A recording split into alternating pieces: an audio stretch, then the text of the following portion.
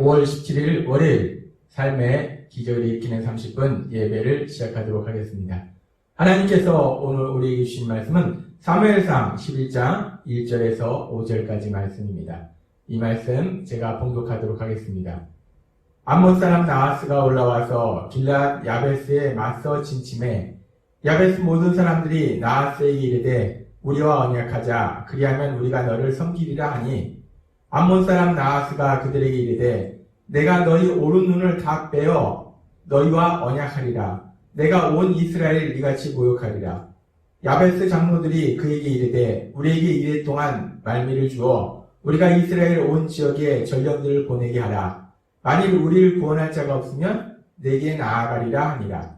이에 전령들이 사울이 사는 기브아에 이르러 이 말을 백성에게 전하매 모든 백성이 소리를 내며 울더니 마침 사울이 밭에서 소를 몰고 오다가 이르되 백성이 무슨 일로 우느냐 하니 그들이 야베스 사람의 말을 전하니라.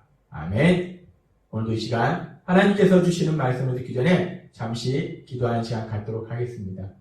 하나님 아버지 감사합니다. 오늘도 저희들 사랑하셔서 저희를 사랑하신 하나님을 만나게 하시고 하나님이 주시는 말씀을 듣게 하시니 감사합니다. 오늘도 하나님의 말씀을 통해서 우리를 사랑하신 하나님, 우리와 함께 하신 하나님이 어떤 하나님이신지를 다시 한번 기억하고 깨닫게 될 때 그 하나님을 믿음으로 담대하게 세상을 살아가는 저희가 될 수 있도록 은혜 베풀어 주옵소서. 예수님의 이름으로 감사하며 기도드리옵나이다. 아멘. 하나님께서는 사무엘상 10장의 말씀을 통해서 사무엘을 통해서 기름 부음을 통해서 이스라엘의 왕으로 세우시는 그 부분에 대해서 말씀하십니다.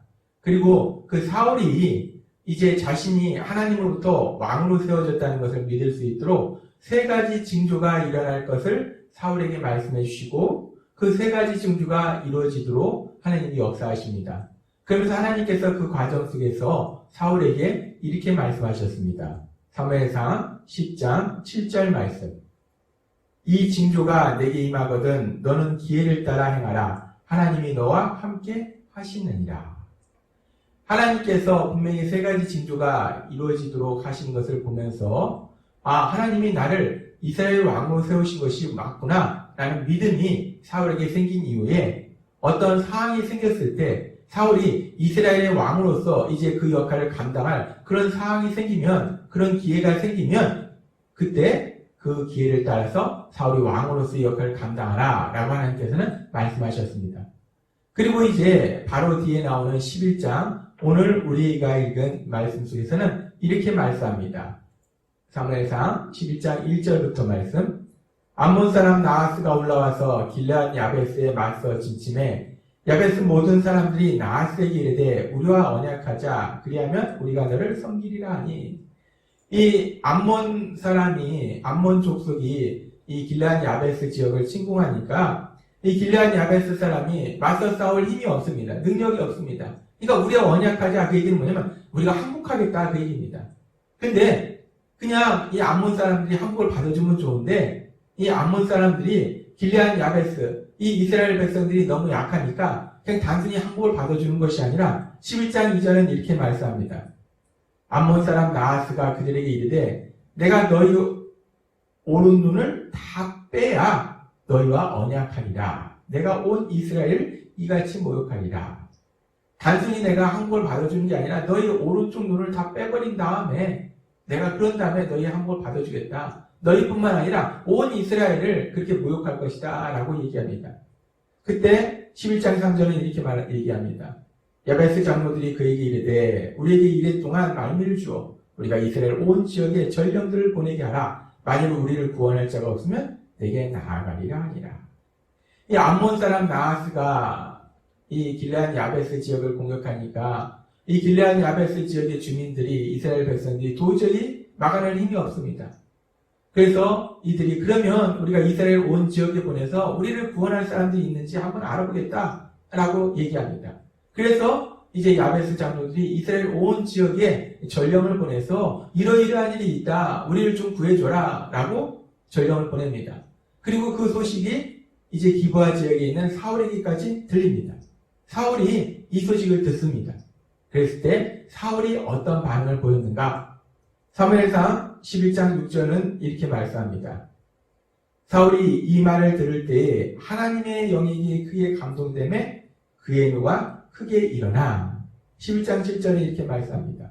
한 결의의 소를 잡아 각을 뜨고 전령들의 손으로 그것을 이스라엘 모든 지역에 두루 보내어 이르되 누구든지 나와서 사울과 사무엘을 따르지 아니하면 그의 소들도 이와 같이 하리라 하였더니 여호와의 두려움이 백성에게 임하매 그들이 한 사람같이 나온지라.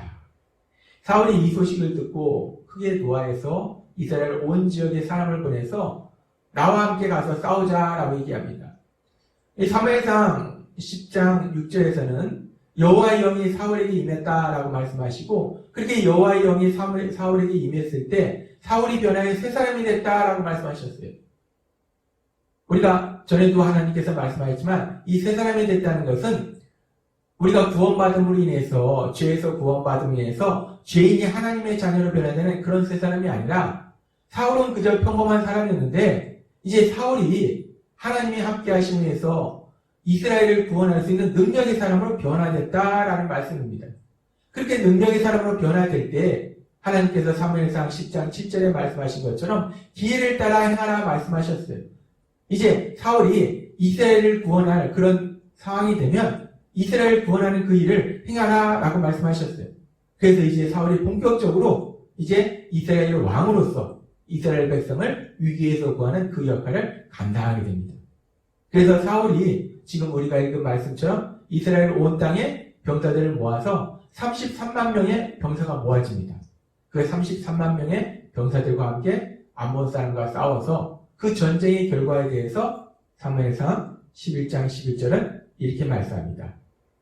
이튿날 사울이 백성을 3대로 나누고 새벽에 적진 한가운데로 들어가서 날이 더울 때까지 암몬 사람들을 치매 남은 자가 다 흩어져서 둘도 함께한 자가 없었더라. 큰소리치던 암몬 군사들이 사울에 의해서 아주 처참하게 패배를 당합니다.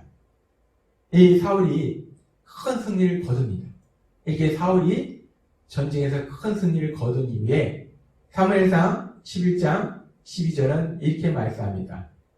백성이 사무엘에게 이르되 사울이 어찌 우리를 다스리겠느냐 한 자가 누구이니까 그들을 끌어내소서 우리가 죽이겠나이다. 하나님께서 사무엘을 통해서 사울을 이스라엘의 왕으로 세우셨을 때 어떤 사람들은 뭐 사울 저런 사람이 우리 왕이야. 우리는 인정할 수 없어. 라고 얘기하는 사람도 있었어요. 그런데 이제 사울이 드디어 하나님이 함께 하심을 위해서 능력으로 이 암몬 군사를 크게 승리한 이후에 이스라엘 백성들이 사울을 온전히 왕으로 인정하는 겁니다. 그래서 그 당시에 사울을 인정하지 않았던 사람을 불러내라. 우리가 그들을 죽이겠다라고 말하고 있습니다. 우리는 이 말씀을 통해서 이제 이스라엘 백성들이 사울을 온전히 이스라엘 왕으로 인정하는 것을 볼 수 있습니다. 사무엘상 10장에서는 하나님께서 사무엘을 통해서 사울을 왕으로 인정하셨어요. 사울을 왕으로 세우셨어요. 그리고 사무엘상 11장에서는 이제 사울이 암몬 족속과의 암몬 사람들과의 전쟁에서 큰 승리를 거둠으로 인해서 이스라엘 백성 스스로 사울을 왕으로 인정하는 것을 우리가 볼 수 있습니다. 그래서 성경은 계속해서 이렇게 말씀합니다. 사무엘상 11장 14절 말씀부터 사무엘이 백성에게 이르되 오라 우리가 길갈로 가서 나라를 새롭게 하자. 모든 백성이 길갈로 가서 거기서 여호와 앞에서 사울을 왕으로 삼고 길갈에서 여호와 앞에 화목제를 드리고 사울과 이스라엘 모든 사람이 거기서 크게 기뻐하니라. 이제 드디어 이스라엘 모든 백성들이 사울을 왕으로 인정하고 사울이 왕이 된 거에서 크게 기뻐합니다. 우리는 오늘 말씀을 통해서 아주 중요한 진리를 깨달을 수 있는데 사울이 하나님이 함께하는 사람이었어요. 물론 후에 여호와의 영이 사울을 떠났지만 지금 이 당시에는 여호와의 영이 사울에게 임함으로 인해서 여호와의 영이 하나님이 함께하는 사람이었어요. 하나님이 함께하는 사람의 삶이 얼마나 신나고 행복한 삶인지를 우리는 볼 수 있습니다. 지금 우리가 읽은 이 사항은 그 당시 이스라엘보다 강대했던 암몬 군사들이 이 길르앗 야벳을 공격함으로 인해서, 이스라엘을 공격함으로 인해서 길르앗 야벳뿐만 아니라 이스라엘의 온 지역이 두려움에 떨고 위기상황을 만납니다. 그래서 이스라엘의 모든 사람들이 위기상황을 만났는데, 그런데 그 상황 속에서 하나님이 함께 하시는 사람 사울은 오히려 이 상황이 사울이 왕으로 인정받을 수 있는 기회가 되더라는 겁니다. 하나님께서는 오늘 이 말씀을 통해서 우리에게 아주 중요한 진리를 말씀하시는데, 세상에 위기상황이 일어날지라도 만날지라도 하나님이 함께 하시는 사람은 하나님이 역사하셔서 그 위기조차도 기회로 만들어주시는 놀라운 역사를 체험한다는 거예요. 우리는 이렇게 세상은 위기를 만났는데 그 위기조차도 하나님이 함께 하시는 사람에게는 기회로 변하는 그런 역사에 대해서 성경에 나오는 많은 믿음의 사람들의 삶을 통해서 볼 수 있는데, 그런 또 하나의 믿음의 사람이 사울 다음에 이스라엘의 왕이 되었던 다윗입니다. 다윗도 이와 같은 역사를 체험했어요. 사울이 왕이었을 때 블레셋이 이스라엘을 공격합니다. 그런데 그 블레셋에는 골리앗이라는 그 거인 장군이 있었어요. 도저히 이길 수 없습니다. 그래서 이스라엘 모든 군사들이 두려워했어요. 위기상황입니다. 근데 이 위기상황이 오히려 다윗이 이스라엘의 역사의 전면에 나올 수 있는 기회로 하나님께서 만들어주시더라는 겁니다. 그렇습니다. 우리가 성경의 말씀을 읽고 묵상하다 보면 우리 하나님은 어떤 하나님이신가? 우리 하나님은 세상이 위기상황을 만날지라도 하나님이 함께 하시는 사람에게는 그 위기조차도 기회로 만들어주시는 역사를 행하시는 하나님이시더라는 거예요. 그렇게 위기를 기회로 만들어주신 그 하나님이 예전에만 그렇게 역사하신 것이 아니라 지금 우리의 삶 속에서도 여전히 역사하고 계세요. 작년 2월부터 전 세계는 코로나 사태로 인해서 위기 상황을 만났습니다. 경제적으로도 위기고 여러 부분 모든 부분에서 위기예요. 예수님을 믿는 우리의 신앙의 삶도 많이 바뀌었습니다. 그래서 우리가 예배드리는 그 부분에 있어서도 많은 변화가 있었어요. 우리가 예수님을 믿는 그 부분에 있어서도 어떻게 보면 많은 위기의 상황이라고 볼 수 있어요. 그런데 참으로 신기하고 놀랍고 감사한 것은 세상은 그렇게 위기의 상황인데 하나님께서는 우리 예수 비전교회를 사랑하셔서 그 위기의 상황조차도 하나님께서 행하시는 그 놀라운 기적을 체험할 수 있는 기회로 바꿔주시더라는 겁니다. 기회로 만들어주시더라는 거예요. 하나님은 우리에게 말씀하십니다. 요한복음 11장 40절 말씀. 예수께서 이르시되 내 말이 내가 믿으면 하나님의 영광을 보리라 하지 아니하였느냐 하시니. 하나님은 우리에게 말씀하십니다. 우리가 믿으면 하나님의 영광을 보리라. 믿으면 하나님의 사랑하심을 체험하고 하나님의 하신 기적을 체험하리라 라고 말씀하세요. 근데 문제는 그 믿음을 갖는 게 문제예요. 하나님은 말씀하십니다. 우리가 언제 믿을 수 있는가? 우리가 언제 믿음이 굳건해질 수 있는가? 우리가 언제 믿음이 성장할 수 있는가? 로마서 10장 17절 통해서 이렇게 말씀하십니다. 그러므로 믿음은 들음에서 나며 들음은 그리스도의 말씀으로 말미암았느니라. 우리가 하나님의 말씀을 들을 때 우리가 믿음이 굳건해진다는 거예요. 믿음이 굳건해질 때 하나님의 하신 기적을 체험하게 된다는 겁니다. 그런데 하나님께서는 이 코로나 사태로 인해서 교회가 함께 모여서 온전히 예배드릴 수 없는 여러 가지 상황을, 이 위기 상황을 오히려 기회로 만들어 주셔서 우리 예수비전교회는 삶의 기적을 일으키는 30분 예배를 통해서 매일마다 온라인으로 하나님의 말씀을 들을 수 있도록 인도해 주셨다는 거예요. 그렇게 매일마다 하나님의 말씀을 들음으로 인해서 우리의 믿음이 굳건해짐으로 인해서 우리 성도님들이 삶 속에서 기적을 체험할 수 있도록 하나님께서 역사하신다는 겁니다. 하나님은 오늘 우리에게 말씀하십니다. 우리가 믿는 하나님은 세상은 위기일지라도 하나님을 사랑하는 자, 하나님이 사랑하는 자에게는 오히려 그 위기조차도 기회로 만들어주시는 하나님이시다라고 말씀하십니다. 그래서 하나님께서 로마서 8장 28절의 말씀을 통해서 우리에게 이렇게 말씀하십니다. 우리가 알거니와 하나님을 사랑하는 자, 곧 그의 뜻대로 부르심을 입은 자들에게는 모든 것이 합력하여 선을 이루느니라. 아멘. 하나님을 사랑하고 하나님이 사랑하는 사람들의 삶 속에는 모든 것이 하나님과의 선을 이룬다는 거예요. 그 어떤 상황도 가장 좋은 곳으로 인도하시는 하나님의 역사하심을 체험한다는 겁니다. 세상은 비록 위기상황을 만날지라도 우리도 그 위기상황 속에 그 세상 속에서 함께 살고 있지만 예수님을 믿는 우리들에게는 그 위기조차도 기회로 만들어주시는 하나님의 놀라우신 역사하심을 체험한다는 겁니다. 우리는 삶의 기적을 일으키는 30분 예배를 통해서 이미 그 놀라운 기적을 체험하고 있어요.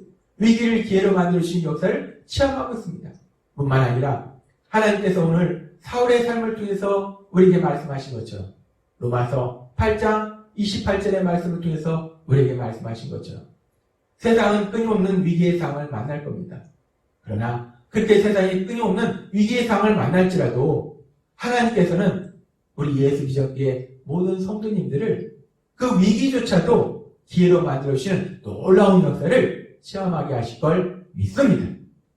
오늘 주신 말씀처럼 세상은 위기를 만날지라도 하나님께서 그 위기를 기회로 만들어주시는 그 놀라우신 역사하심을 체험하시는 여러분이 되시길 주님의 이름으로 축원합니다.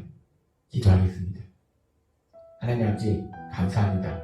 오늘도 주신 말씀처럼 사울의 삶을 통해서 말씀하신 것처럼 로마서 8장 28절의 말씀처럼 세상은 비록 위기 상황을 만날지라도 하나님을 사랑하고 하나님이 사랑하는 사람들의 삶 속에는 그 위기조차도 기회로 만들어주시는 놀라운 역사를 체험하게 될 걸 믿습니다. 하나님의 가신 그 놀라운 역사를 풍성히 체험하는 저희 모두가 될 수 있도록 은혜 베풀어 주옵소서. 예수님의 이름으로 감사하며 기도드리옵나이다. 아멘. 오늘도 하나님께서 우리에게 주신 말씀을 묵상하면서 조용히 기도하는 시간 갖도록 하겠습니다.